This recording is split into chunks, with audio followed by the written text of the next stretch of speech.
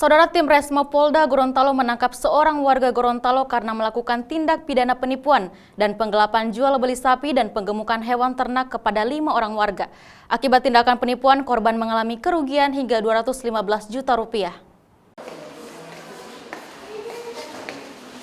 Seorang warga Gorontalo berinisial A berhasil ditangkap oleh tim Resmo Polda Gorontalo karena diduga melakukan tindak pidana penipuan investasi jual beli hewan ternak sapi kepada warga Gorontalo. Pelaku ditangkap di tempat pelariannya di salah satu rumah di wilayah Palu, Sulawesi Tengah pada tanggal 6 Maret lalu. Dari hasil penangkapan, polisi menyita 2 buku tabungan dan 1 buah handphone.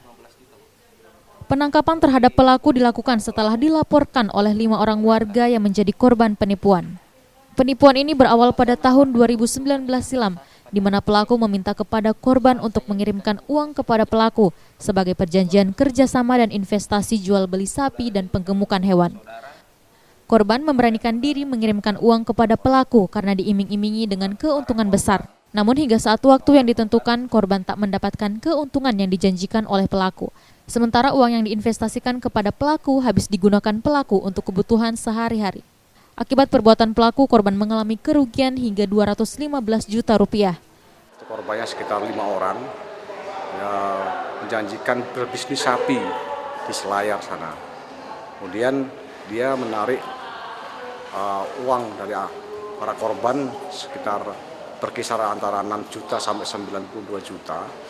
Kemudian dia menjanjikan bisnis ini akan diberi keuntungan 1-2 minggu. Para korban ini setuju. Namun ketika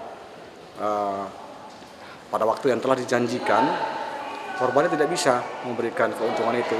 Dan memang ternyata bahwa bisnis sapi ini adalah fiktif. Total yang dialami kerugian yang dialami oleh korban berapa? Sekitar 215 juta seluruhnya, dari antara 6 sampai 90 juta.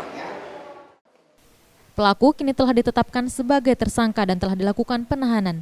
Sementara untuk mempertanggungjawabkan perbuatannya, pelaku dijerat dengan pasal 378 KUHP dengan ancaman hukuman 4 tahun penjara. Mamat Kaida, Kompas TV Gorontalo.